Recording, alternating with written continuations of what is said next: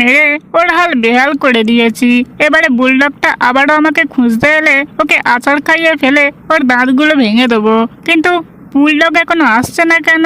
তবে কি বুলডগ নতুন কোনো প্ল্যান করেছে নাকি আমাকে ধরার? হ্যাঁ, দেখতে হবে তো ব্যাপারটা।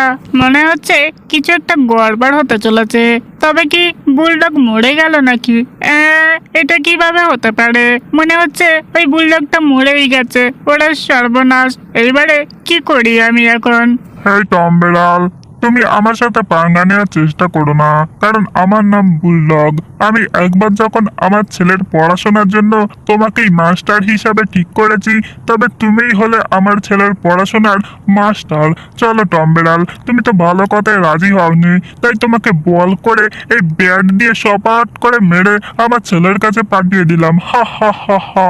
এবারে আমার ছেলেও হবে ডাক্তার। চলো। আরে বাঁচা!